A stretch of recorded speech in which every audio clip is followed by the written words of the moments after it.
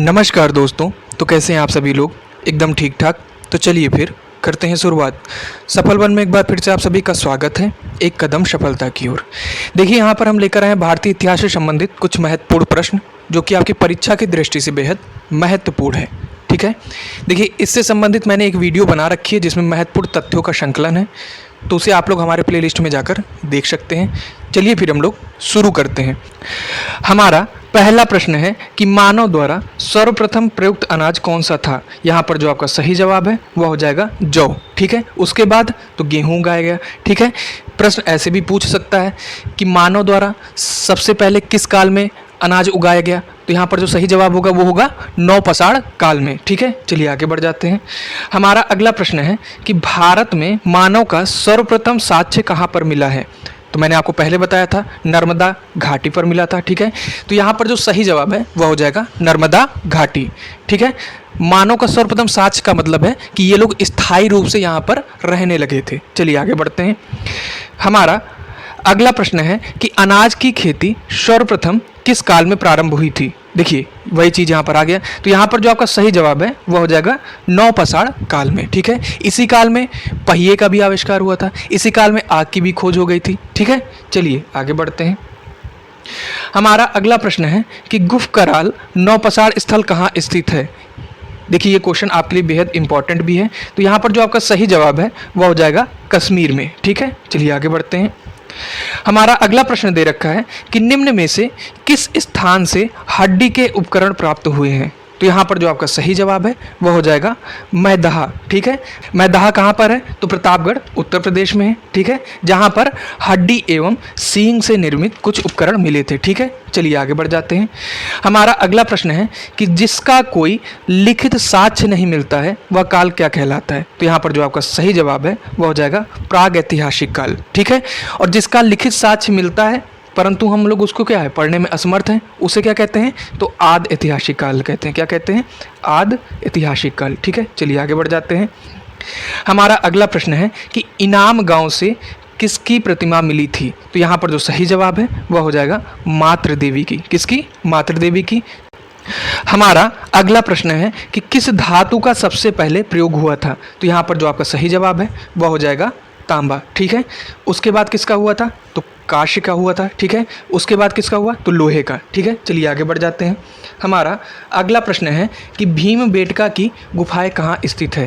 तो यहाँ पर जो आपका सही जवाब है वह हो जाएगा भोपाल में। ठीक है, भोपाल मध्य प्रदेश में। ठीक है, अच्छा यहाँ से क्या हुआ था कि उत्तर पुरापाषाण काल के चित्रकारी का साक्ष्य प्राप्त हुआ था। ठीक है, उत्तर पुरापाषाण काल में क्या हुआ था? मानव चित्रकारी करना भी शुरू कर दिए थे। चलिए आगे बढ़ जाते हैं।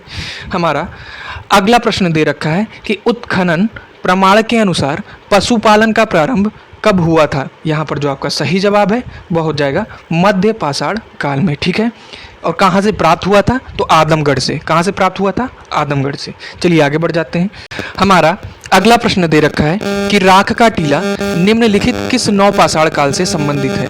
यहाँ पर जो आपका सही जवाब है वह हो जाएगा शंगन कल्लू से। ठीक है, चलिए आगे बढ़ जाते हैं। हमारा अगला प्रश्न है कि नौदो टोली का उत्खनन किसने किया था? देखिए यहाँ पर जो आपका सही जवाब है वह हो जाएगा एच.डी. संकालिया। ठीक है, मैंने बहुत पहले भी बताया था कि इनका नाम याद रखिएगा, बहुत ही ज़्यादा इंपॉर्टेंट है। ठीक है, चलिए क्या नाम है? एच.डी. सांकलिया। चलिए आगे बढ़ जाते हैं।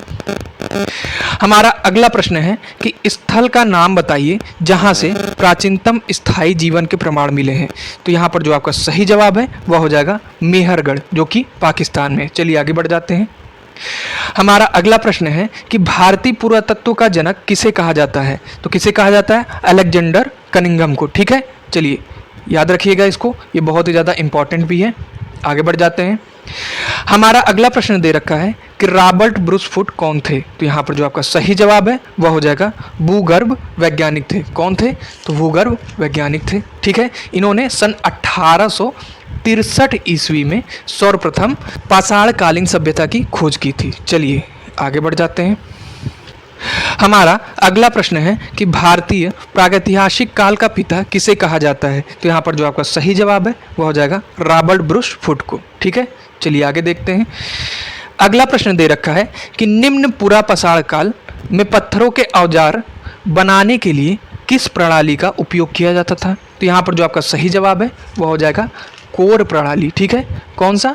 तो कोर प्रणाली। ठीक है। अच्छा, निम्न पूरा पाषाण काल को और किस नाम से जानते हैं? तो पेबुल संस्कृति के नाम से भी जानते हैं, हैंड एक्स संस्कृति के नाम से जानते हैं। ठीक है, या फिर चॉपर चॉपिंग संस्कृति के नाम से भी जानते हैं। ठीक है, चलिए आगे बढ़ जाते हैं। हमारा अगला प्रश्न है कि फलक संस्कृति के नाम से किस काल को जाना जाता है? तो यहाँ पर जो आपका सही जवाब है वह हो जाएगा मध्य पूरा पाषाण काल। मध्य पूरा पाषाण काल, ना कि मध्य पाषाण काल। ठीक है, पूरा यहाँ पर लगा है, ध्यान दीजिएगा। चलिए आगे बढ़ जाते हैं। हमारा अगला प्रश्न है कि आग एवं पहिए की खोज किस काल में हुई थी? तो यहाँ पर जो आपका सही जवाब है वह हो जाएगा नवपाषाण काल में। किस काल में? तो नवपाषाण काल में। ठीक है, चलिए आगे बढ़ जाते हैं। हमारा अगला और आखिरी प्रश्न है कि भारत में किस शिलाश्रय से सर्वाधिक चित्र प्राप्त हुए हैं? तो यहाँ पर जो आपका सही जवाब है वह हो जाएगा भीमबेटका। ठीक है, कहाँ से? तो भीमबेटका। देखिए आज के लिए बस इतना ही। अगर आप लोगों को हमारी वीडियो पसंद आई हो तो ज़्यादा से ज़्यादा शेयर करिएगा, हमारे चैनल को सब्सक्राइब करिएगा। तब तक के लिए जय हिंद, जय भारत।